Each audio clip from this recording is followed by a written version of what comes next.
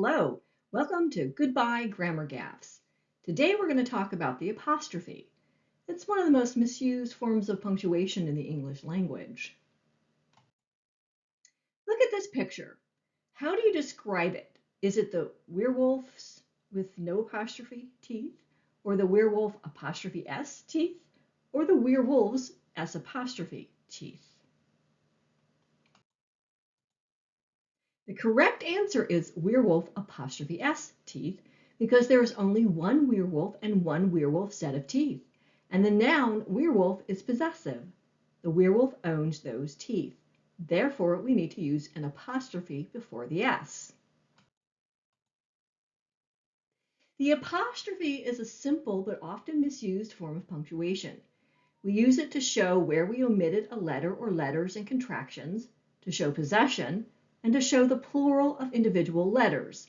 For example, the sentence, there are two E's in the word tweet.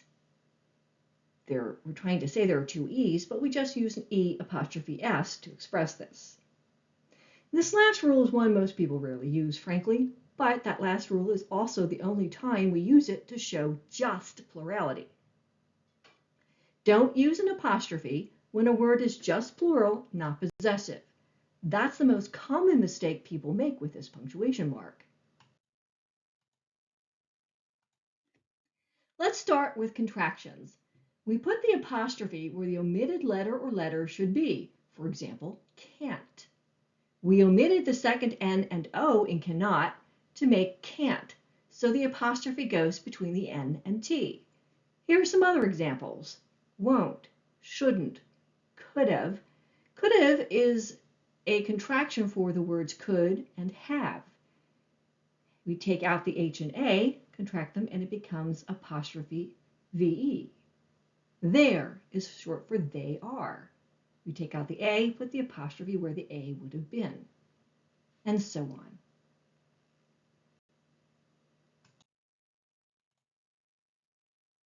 We also use apostrophes to show possession. In English, the concept of possession is a fairly loose one. A week, for example, can possess a paycheck. I cashed this week's paycheck. If something somehow belongs to something or someone, it is possessive, and we use the apostrophe. Here are some examples. Here is today's schedule. What is the lake's name? The house's gutters are clogged. Here is a doctor's note to show I was really sick. In the first one, the today owns schedule. The second one, the lake owns the name. The third one, the house owns the gutters. And the fourth one, the doctor owns the note.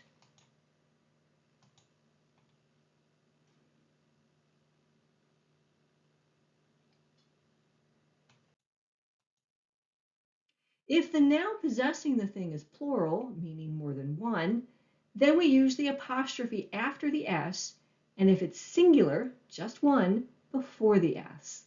Of course, like most rules in English, there are exceptions to this.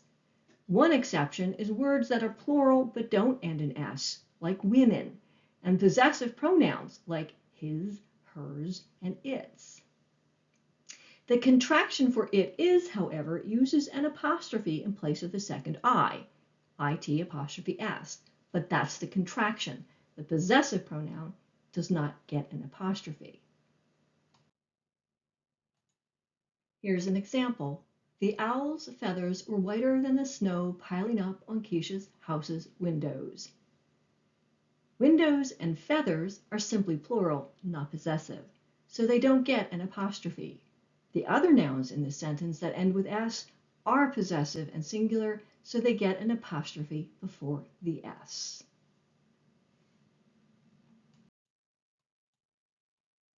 Here's another example.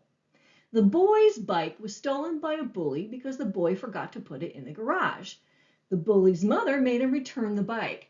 Both boys' mothers were angry at both children. The children's fathers argued over which boy was really at fault. Billy, the bully, beat up Bobby, the boy, in the school's playground the next day when the teachers weren't looking.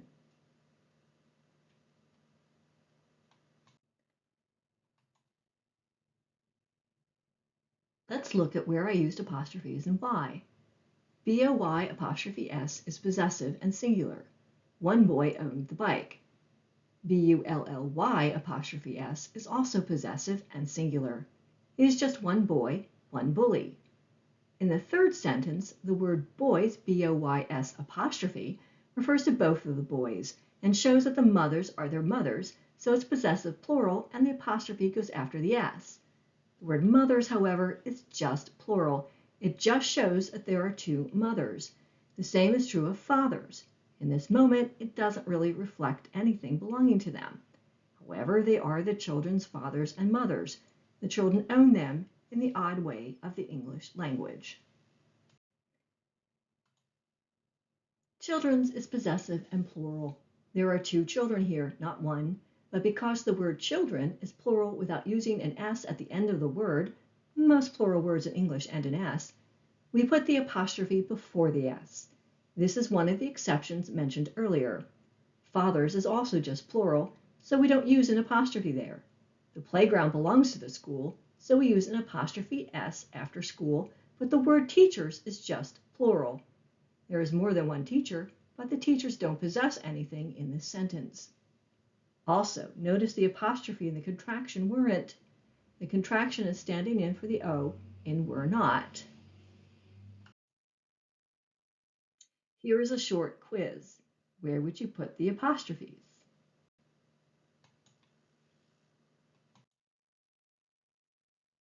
The vampire's screams sounded like a short-circuiting siren as two beautiful witches stabbed its heart with wooden stakes.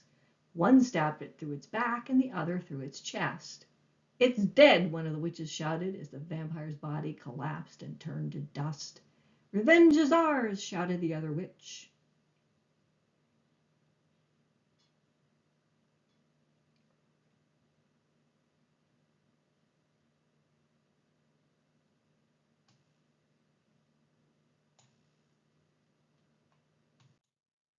Here's how this should be written. The vampire apostrophe S screams sounded like a short-circuiting siren as two beautiful witches stabbed its heart with wooden stakes.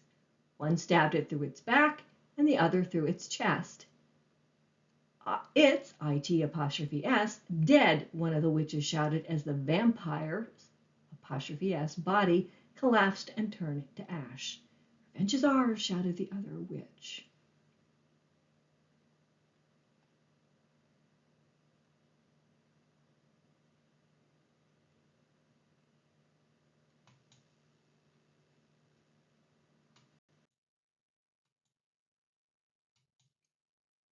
There are only 3 apostrophes in this paragraph. Only one of the its gets an apostrophe. That one is a contraction for it is. The others are possessive pronouns, and therefore an exception to the apostrophe rule for possessives. Here are some possessive pronouns. Its, his, hers, mine, ours, yours, theirs. Good work. Goodbye. If you like this lesson, please hit like and subscribe to get updates when I put out more grammar lessons.